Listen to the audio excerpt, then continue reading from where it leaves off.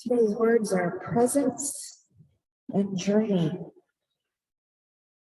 Life is a journey, and we do not travel it alone. We have opportunities we are grateful for, appreciating life's details, large and small, nature's beauty, lively exchanges with charming people, and new tastes, scents, and sounds will present themselves.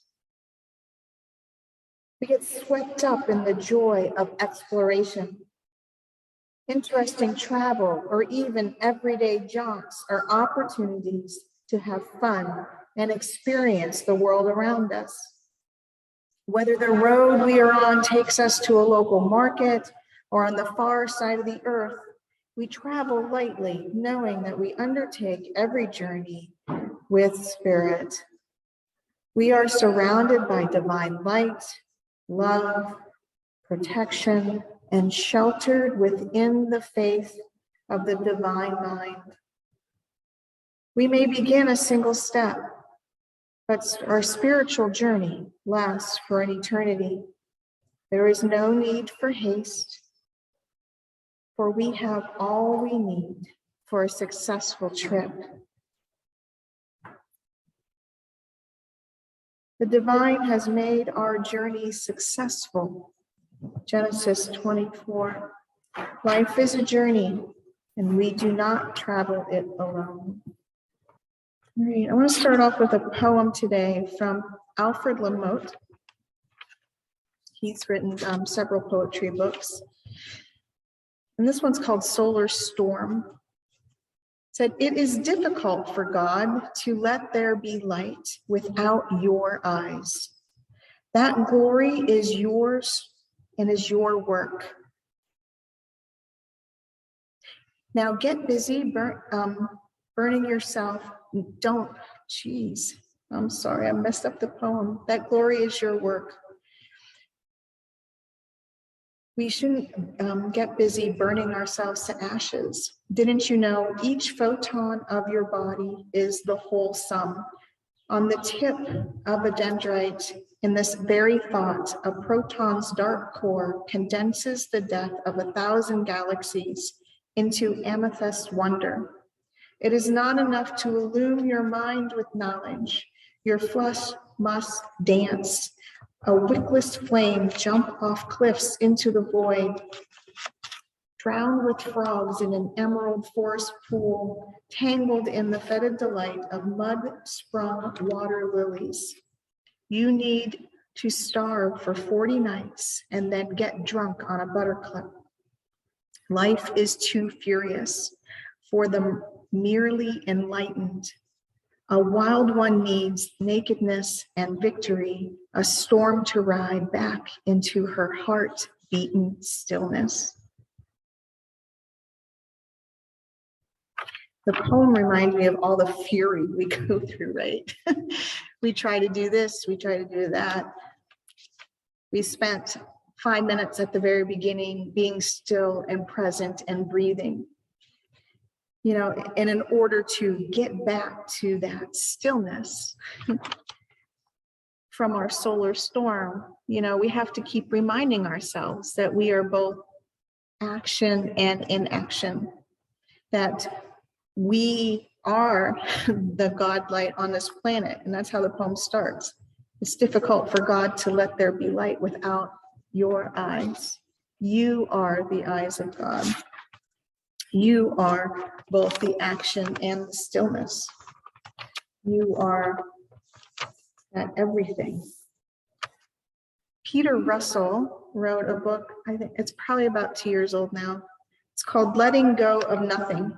Relax your mind and discover the wonder of your true nature. And it's a neat little book, doesn't take too long to go through, and he has it in nice, tidy little thoughts. So it's really easy to get through, but he calls it, he goes through a whole series of things for us to recognize in that true nature moment. How do we get to that relaxedness? And what does letting go really mean? mean, we hear a lot, and even in our daily word, it's let go and let God. But what is that? And it's let go and let presence, just like we did at the beginning, right? It's embracing that true stillness of you within the action of humanity. It's what is now. So in that stillness, we expand our perception, our mind relaxes. We say silently to ourselves, and this is from Peter Russell, could there be another way of seeing our situation, or seeing our circumstance, of seeing what we're recognizing in this moment? We reframe that letting go as letting in and letting be. And I love that. And that's right from his book too. Reframe letting go as letting in and letting be. But I want to add that in when that letting go part, that letting be, that God, that spirit, that divine that we're recognizing is the present. It's the present. Because as soon as I think sometimes we let our humanity run away with itself in our mind.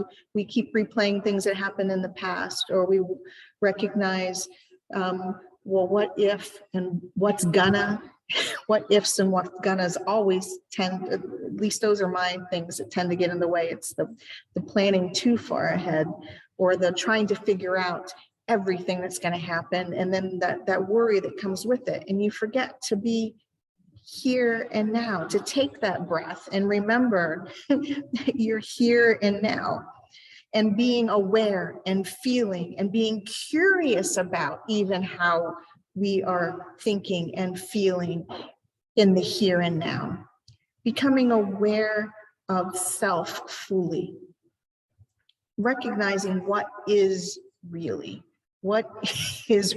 here now. What are your feelings now? What are your sensations now? What are we really discontent about? Or what are we really joyful about? You know, paying attention to our body signals. I know we've talked about this before when we talked about the Heart Math Institute and feeling our bodies and the way our bodies align. But it's the sense of reminding ourselves to come back to that moment throughout the day, because we can get really, really caught up in all the what ifs, or the who did or whatever, or the, you know, even what the heck is going to happen for dinner later can get in the way of really recognizing this present, and recognizing that our mind, even though it's that connecting point to our breath and our recognition and our awareness, is also a powerful point of imagination. And this is another point that's brought up in the book, that our imagination is beautiful, but it can also lead to an overthink. So we have to find that relationship with our mind and our imagination that adds to our experience and not retracts from our experience. You know, how does it enhance, innovate, expand our awareness? And in which ways are we, you know, not in that present moment because our imagination is off coming up with all kinds of other scenarios of things that may be in whatever. And some of those, it's not that sometimes it's not our intuition kicking in and reminding us of what we need to know. I mean, but it's also being aware of which is really our reality, and what is it that our mind is making up for us as a reality.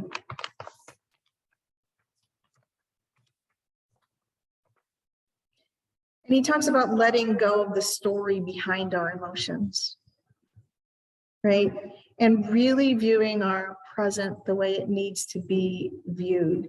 And I think in the world as, you know, as it is today, maybe that's the part that's truly missing, is are we recognize, or the part that maybe needs taught to more people, you know, the recognition that our perceptions are our perceptions.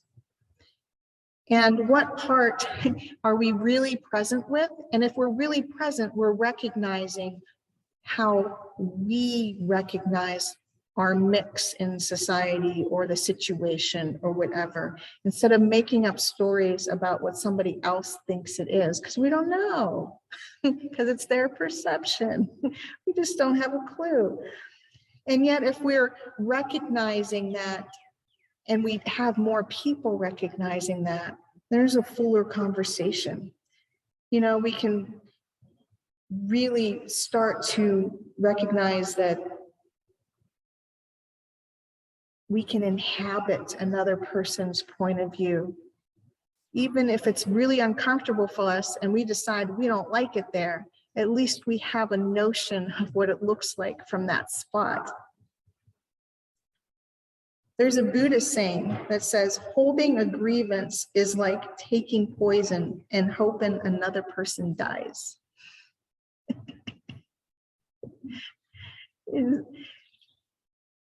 Holding a grievance is like taking poison and hoping that another person dies. We mess ourselves up in so many ways. We really do. But I also think that in this idea of perception,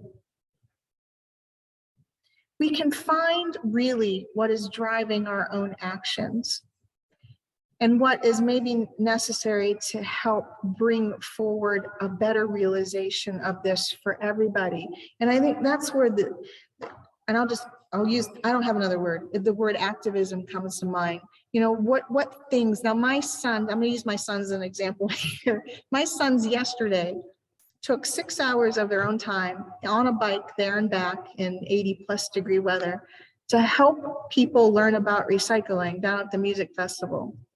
They went into the recycling booth and they were there with whichever professional from Erie County is there with that. And they were there to help in whatever way that was needed in order to further that, because it's their recognition that those kind of things, you know, that you can see it like physically pains them sometimes, you know,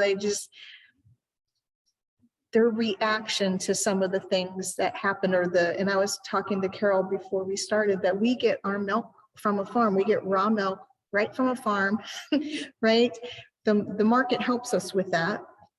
And yet, because of finances and circumstances, our very lovely right from the cow milk comes in a plastic jug, right? Which is just like, so then my one son has set up spots in our tiny little kitchen where, you know, where we put all these things. And then because there's no recycling pickup at my home, we drive that to a recycling center. So then in the back of my mind, he's all happy, right? We're going to recycle all this stuff. You know, he doesn't even blink twice when I say it's recycling day. Yet in the back of my head, I'm going and I'm running my gas to get to the recycling. You know, it's just like all of so it's like check in with myself too. It's like, but there's still a worth it there because I know, well, even, you know, not just my kids' perceptions, but from my perceptions and my point of view, we need to take care of things like that for the planet, you know, and that's the motivation. But you check in with yourself. Why is that a necessary thing, right? And when we can pinpoint those things in ourselves, why we feel it's necessary, either in a body feeling or the way we interpret the world, it's easier to express that to others so they can see that perception without conflict, right? And then easier for them to get on board. Does that make sense?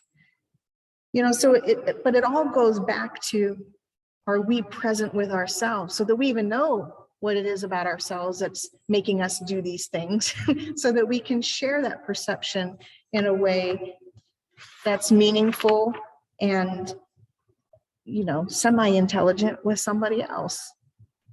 And then I think, again, to teach that somehow would really further the conversation. I don't know that we would have as much, you know, hopefully moving forward, irritation in the world. Because somebody pointed out to me, sometimes just the words get in the way. I was, you guys know I teach a lot online.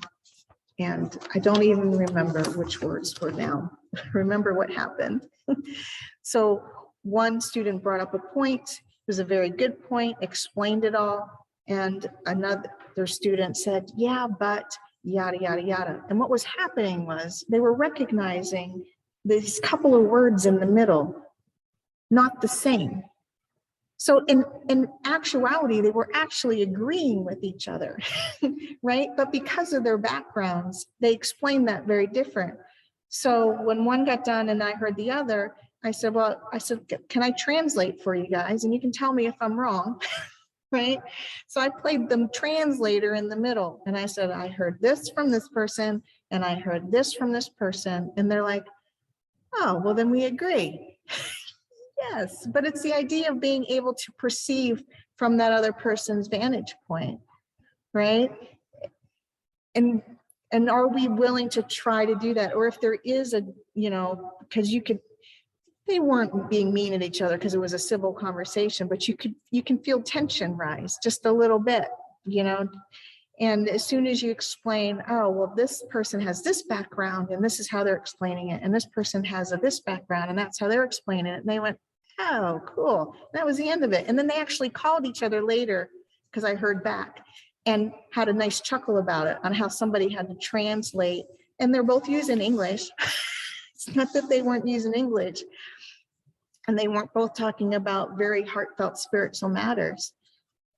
But there was just a misperception on how I remember what the word was. The word was the power of ourselves, power of the universe, power of God, power of divine, and how that was being translated.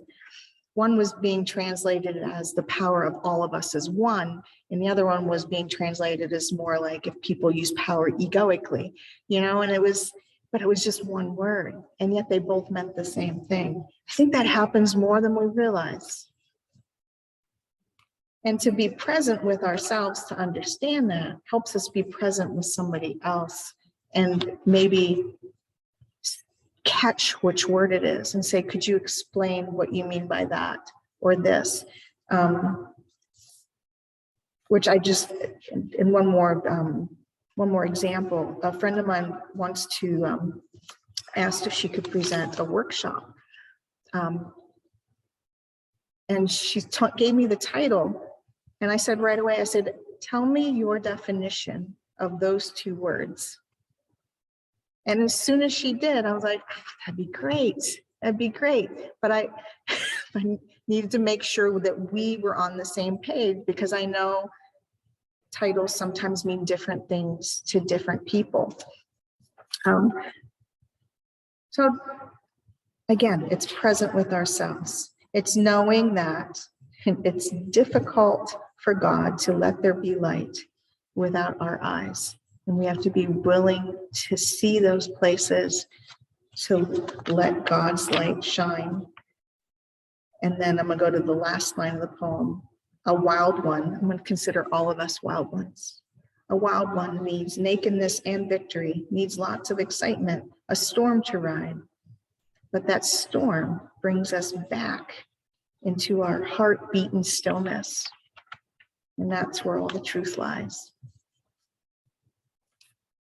Thank you.